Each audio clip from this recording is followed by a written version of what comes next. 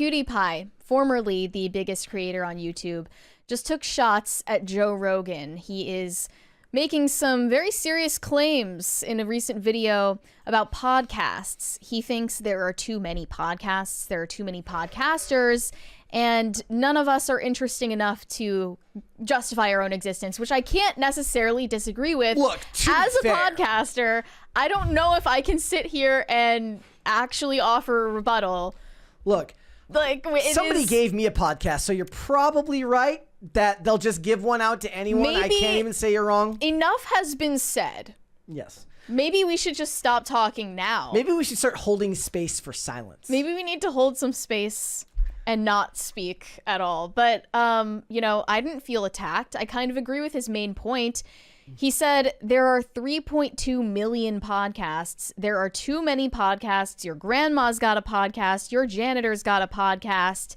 He also said that people just aren't interesting enough. People are clearly not that interesting. Not everyone is fascinating enough to have a podcast. That's true. I'm not super interesting. I think about that all the time when I read all of the people who are really great at crafting really, really engaging and interesting tweets about their thoughts. And I'm like, I'm so not interesting. But most people who have a podcast started it themselves. So they clearly think that they are interesting enough. Or they feel they have something important to say, and I can respect that. I can respect feeling an innate I feel like I call have to... some important things to say. That's important. If that's narcissistic, then so be it. But it makes having this job possible. If I didn't think it was important, maybe that's I why wouldn't it matters, be here. Because Mary feels like she has something important to say, and I just don't. And you're just vibing. And I'm just I just exist. But yeah, he specifically targeted Joe Rogan because obviously he has the biggest podcast in the world out of those 3.2 million. And I did fact check that, by the way. I went and found several estimates, but back in 2023, it was estimated there were 2.87 million podcasts in the world, only 381,000 of which 13% were active. Yeah, that's what I'm saying. So most of them aren't even continuously posting. I was telling you about that. Like a lot of times, like I'll go look up specific television shows and movies to see if, or not movies, television shows to see if anybody's doing like rewatch podcasts about them and stuff like that. And a lot of times it's just a barren wasteland of like somebody did one episode. Really, the internet, it kind of supports dead internet theory, first of all. But the internet is just kind of turning into a landfill of ideas that never reached their logical conclusion. That's how I feel about most of my thoughts. Like literally most of my thoughts are like, I wish that I could draw a more concise version of this in my head. Like I would actually love the idea of being able to make some type of podcast out about the half-baked thoughts that make it into my brain on the way to work that don't stand up to even vocalizing it out loud to myself. Like it makes sense in my head, but the second I say it out loud, it sounds insane. Yeah. And then the thought just dies right there. Like if I wrote a book, that's what it would be. It would be a collection of broken thoughts that don't have a beginning, middle, or end. Like they have a middle, they have no beginning or end. And if I said it to anyone, it would be insane. But that's what takes up most of my time. One of the things I'm most envious of like the most successful people in this space is they seem to have an innate ability to organize. And it's not just through being naturally gifted, it's being naturally gifted at speaking and organizing your thoughts well and presenting them in a meaningful way. There are times when we start talking where I'm like, I don't know what to say. Like that's what makes like pre-recorded so much harder for me. Like it's easy to just get up and go when we're live. Wherever it takes us, and that's the point. But the people who do it on their own, that's way harder. What Joe Rogan does is give platform to people who have very interesting stories, and he's just kind of a lot of times along for the ride. Which is why we'll get to PewDiePie's criticism of him before we have a 20 from Nate. Being super interesting and charismatic isn't even why people pick out the podcasts they like. It's the more personal connection to the people who discuss your interests. That was kind of like when we were talking earlier about the guy who posted the video of the bigger guy with the backwards. He said, this is what all sports casters look like now. Meaning that you know what it is? He's like, they're all pre-diabetic, wear backwards trucker hats or backwards snapback hats, and they have names like, what do you say, Danny Beers? Like the point is that that's relatable as a dude who you might see at the bar watching sports with you. You connect more with that than Al Michaels or somebody in a sports in the booth in a suit and tie talking about sports. Well, I don't necessarily need to have a personal connection with the podcaster I'm listening to.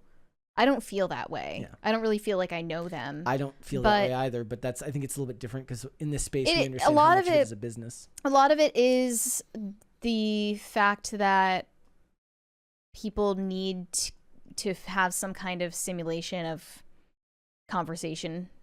Yeah. And it's less accessible than it used to be in our era, in the internet era. Yeah. And they want to feel, when I listen to podcasts that are long form discussions, I definitely wish I could participate in discussions like that in real life, but sometimes you can't always do that. Yeah.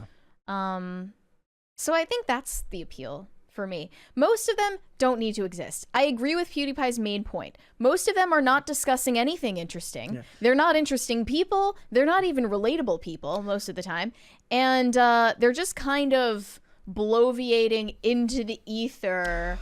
I also think that for no particular reason. He sells Joe Rogan short on not understanding that Joe Rogan understands how to make something specifically for his audience, which is a skill set in and of itself. Well, here's what he said about Joe Rogan, since we'll finally get to the point.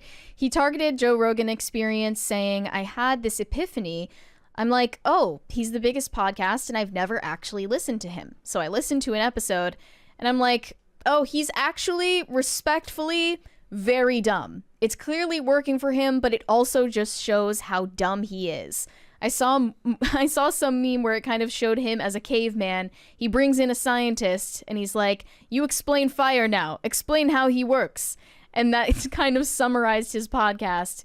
He also showed a montage of Joe Rogan and his guests where Joe doesn't really get when they're joking or when they're serious, and he tries to correct them. Mm-hmm. Like Theo Von made some joke and he took it literally and tried to correct him. Mean, that's like what happens when, like, if you have like a BG Cumby on and you don't understand. That totally happened to you. But I'm saying, if you don't understand the wavelength of the person that you're, it takes time to fall into a rhythm, and actually you have to change the way you operate. If you do the show however many times and then somebody with a completely different tone comes in, it may take time to adjust. We have been on camera for how many hours at this point? A lot of hours. Incalculable hours. And when you're actually, on camera, it's probably totally calculable, but a lot. But seriously, like, if you're on camera that long, anyone will look stupid and say something stupid many times. Look, I all the podcasts that I've liked with him the most tend to be less about him as much as I like him, and more about the fact that he's having on people that are talking about things that I found interesting. When he has Annie Jacobson on, he's an interviewer first and foremost. Mike Baker on to talk about the CIA and stuff like that. I always enjoy those episodes. Would you listen to Joe Rogan monologue? Has he even done that before? I tried his comedy special and it wasn't for me. Comedy special isn't even the same thing, but like, what if he just recorded an hour of him talking about whatever is on his mind? If it's him talking about Bob Lazar and aliens, like, I don't know, maybe. Like, I don't find him interesting, but I'm not a Rogan bro. No. That's not me. Like, I'm not the target audience. I don't know. Also, he's very used to, like, he's used kind of as like a scapegoat for lefties who want to, the same people who want to portray you as dumb because you didn't vote for who they vote for. They use him as like some type of litmus test to call you stupid. He's shockingly popular, so it doesn't really work. What's ironic, though, is that PewDiePie's video about how podcasts have gone too far is basically a podcast in visual format. It's a 23-minute long video where he is there with his friend and they're just talking. They're just having a conversation about podcasts and how stupid they are, which is kind of a podcast in and of itself. And I hope that he appreciates the irony in that. One of the hardest things to do is to actually portray the conversation in a natural light a lot of the time. Like, that's like, it's not natural. It's not natural. Yeah. Like, there's a camera on you, you have information in front of you. Like, one of my big, like, I would never want to do the ones where they sit in the lazy boy. Oh yeah. And it feigns with the like stand mic in their lap. And it feigns the laid back atmosphere. But if you're the presenter, if you're the creator of the show, you're working. at that time. And if it comes off as laid back and easy to listen to, that creator has done his job in a way that doesn't even seem natural to you. Like, it doesn't even come to your mind first, because the best work is done without you noticing. It's like good CGI. The best CGI is the CGI you don't notice.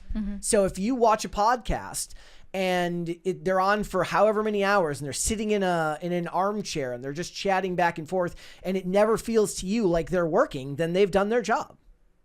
Well, you know that when we have natural conversations outside of the show, I think I'm a lot more reserved.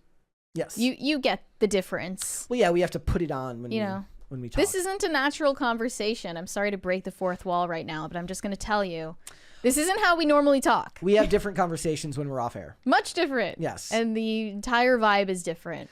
And it's really funny because we've had those conversations, like, what would it be like if we just let the cameras roll and there was like long periods where we don't talk and we're just taking notes and doing things. I bet people would watch. People would watch, but I would never be able to do it. It's kind of like it's like when they talk about anthropology. Just the fact that you're being observed changes the dynamic. Yes, exactly. So, yep.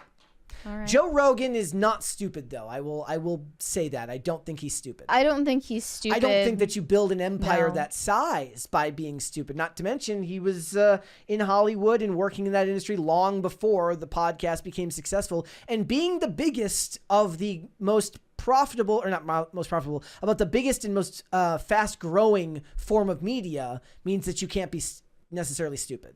I don't think so. It's also kind of surprising to me because I know there are plenty of people that are both fans of PewDiePie and Joe Rogan. And never let this. I do dislike when whose these side things, they're gonna take in the divorce. You know. Yeah, you can't do that, right? Like, one of the things that happens in these cases is, like, when you like, people have a varied level of interests, right? Nobody likes just one thing, so they listen to podcasts that vary on their interests. And then there's like this weird crossover where, without even realizing it, they probably expect those two people to agree on everything, even though that's not likely what's actually going to be true. Yeah, that just means you identified with both of them too much. Yeah, well, but it's like when people are like, we're like, who should we have on the show? And they list off like the most political person you've ever heard in your entire life, because we're right next to politics, but we're not politics inherent. So they're like, oh, you should have on, I don't know, Barron Trump. I unironically would love to have Barron Trump on. If you're listening, please reach out. Yes. Thanks for watching. Listen to full episodes of Pop Culture Crisis on Spotify. Keep up with us on social media and make sure you subscribe and ring that bell so you never miss the show. Bye, guys.